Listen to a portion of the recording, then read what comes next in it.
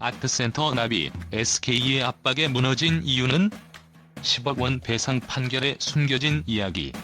아트센터 나비는 예술계에서 하나의 상징과 같은 존재였다. 창립 초기부터 그곳은 예술적 자유와 혁신의 중심지로 자리매김하며 수많은 작가와 예술가들에게 영감을 주었고 관객들에게는 새로운 시각을 열어주었다. 그러나 최근 아트센터 나비는 충격적인 판결을 맞이했다. 10억 원이라는 거액의 배상 판결이 내려졌고 그 배경에는 SK라는 거대 기업의 압박이 있었다는 이야기들이 퍼지고 있다. 이 판결을 둘러싼 진실은 무엇일까? 그 숨겨진 이야기를 파헤쳐보자. 아트센터 나비가 창립되었을 당시 그곳은 단순히 예술을 전시하는 공간을 넘어선 예술적 실험과 사회적 메시지를 전파하는 중요한 역할을 했다. 하지만 시간이 흐르면서 아트센터의 자금난과 운영상의 어려움은 예술적 자유를 위협하기 시작했다. 그런 상황에서 SK라는 거대 기업이 등장했다. SK는 단순히 후원자로서 역할을 했던 것이 아니다. 그들은 사실상 아트센터의 운영을 손에 쥐고 있었다. 아트센터 나비의 창립 초기부터 비공식적으로 많은 후원금이 SK에서 지원되었고 이는 아트센터가 점점 그들의 영향력 아래로 들어가게 만든 요인 중 하나였다. 아트센터 나비와 SK의 관계는 처음부터 완벽한 파트너십처럼 보였다. SK는 자사의 사회적 책임을 다하는 한편 아트센터 나비는 그들의 후원 속에서 예술적 자유를 펼칠 수 있었다. 그러나 이 평화로운 시간은 그리 길지 않았다. 표면 아래에 존재하는 갈등의 씨앗이 서서히 싹트기 시작했다. 그 사건은 의외로 작은 문제에서 시작되었다. 한 예술 전시에서 아트센터 나비가 다룬 주제와 그 전시에 포함된 작품이 SK의 브랜드 이미지와 맞지 않다는 지적이 일었다. SK는 단순한 후원자가 아닌 전시의 방향성에 깊이 관여할 수 있는 위치에 있었다. 그들은 예술을 지원하는 명목하에 그들의 상업적 이익과 기업 이미지를 고려하지 않을 수 없었다. 이러한 상호작용 속에서 작은 충돌이 발생했다. 아트센터 나비는 예술적 메시지를 고수하고 싶었지만 SK는 그들이 원하는 대로 작품이 상업적 미학에 부합하길 요구했다. 이 갈등은 표면상으로는 단순한 의견 차이로 보였지만 그 이면에는 예술의 자유와 상업적 현실 사이에서 일어나는 충돌이 있었다.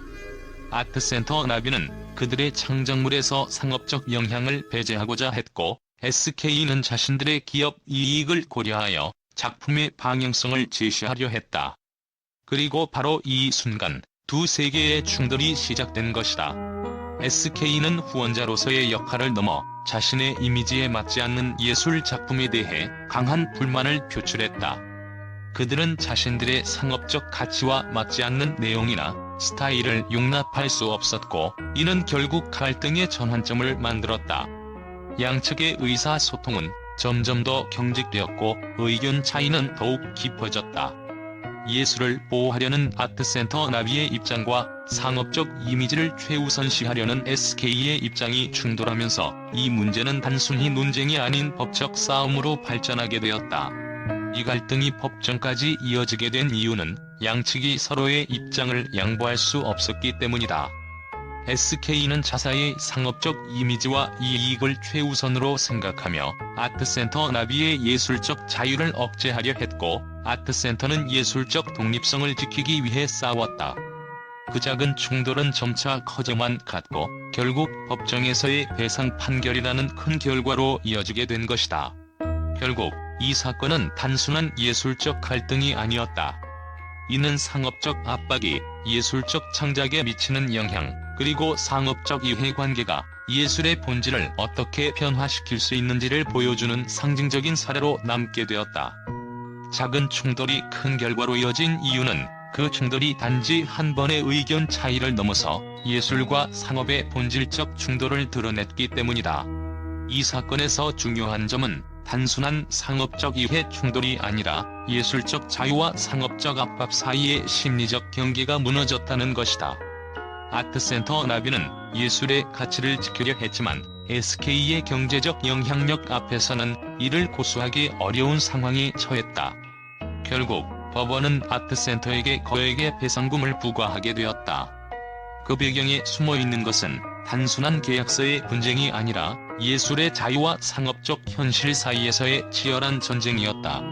10억 원의 배상 판결은 단지 한 사건의 결과일 뿐이다. 그러나 그 배경에는 예술계와 상업계의 관계가 어떻게 얽히고 얽히는지를 보여주는 상징적인 사건이 담겨있다. 아트센터 나비는 그 자체로 예술적 자유의 상징이었다. 그러나 이 사건을 통해 우리는 예술이 상업적 압박을 받게 될 때 그 자유가 얼마나 취약해질 수 있는지를 깨닫게 된다. 그럼에도 불구하고 아트센터 나비는 아직 끝난 것이 아니다. 이 사건을 계기로 예술계에서는 더 큰 논의가 일어나고 있으며 예술적 자유와 상업적 현실 사이의 균형을 맞추려는 시도가 계속되고 있다. 아트센터 나비의 사태가 단순히 한 기관의 실패로 끝날 것인지 아니면 예술계 전체의 중요한 전환점을 의미할 것인지는 앞으로의 전개에 달려있다. 아트센터 나비의 10억 원 배상 판결은 그 자체로 충격적인 사건이지만 그보다 더 중요한 것은 이 사건이 예술계와 상업계 그리고 그 사이의 갈등을 어떻게 드러내고 있는가이다. 상업적 압박에 의해 예술적 자유가 무너졌다는 사실은 예술을 사랑하는 사람들에게 경고의 메시지를 던지고 있다.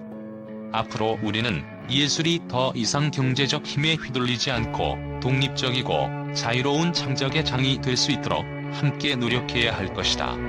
이 사건에 대한 언론의 반응은 예상 밖의 충격적인 반응으로 이어졌다. 처음에는 단순히 기업과 예술기관 사이의 갈등으로 시작된 이야기였지만 시간이 지날수록 이 사건은 예술계와 상업계 간의 근본적인 충돌을 드러내며 큰 논란을 일으켰다. 언론은 이 사건을 두고 여러 가지 각도에서 해석하며 그 여파가 예술계에 미칠 영향을 예의주시했다. 예술의 자유, 상업적 압박에 무너진 현실이라는 주제로 많은 언론이 이 사건을 다루었다. 주요 매체들은 아트센터 나비가 겪은 법적 분쟁을 예술의 본질을 지키려는 노력과 기업의 상업적 이익이 충돌하는 대표적인 사례로 분석했다. 그들은 아트센터 나비의 배상 판결은 단순한 계약 분쟁을 넘어 예술계와 상업계의 권력관계를 그대로 드러낸 사건이라고 평가하며 사건의 본질을 파헤쳤다.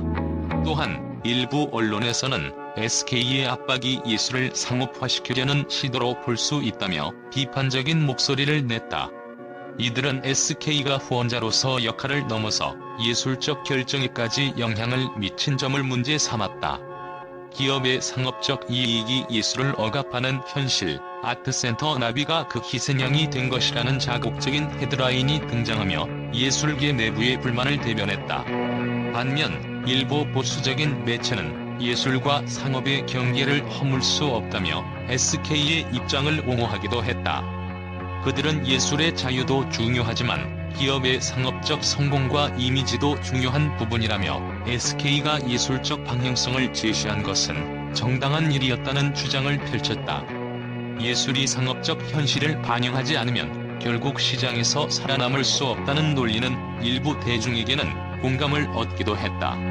이와 같은 극단적인 의견들은 사회적으로 큰 논란을 일으켰고 아트센터 나비의 사태는 단순한 법적 분쟁을 넘어 예술과 상업의 경계에 대한 심각한 논의를 촉발시켰다. 이 사건을 통해 언론은 예술계 내부에서 일어나는 갈등의 본질을 끄집어내며 그동안 논의되지 않았던 예술의 자유와 상업적 압박 간의 긴장 관계를 더욱 부각시켰다.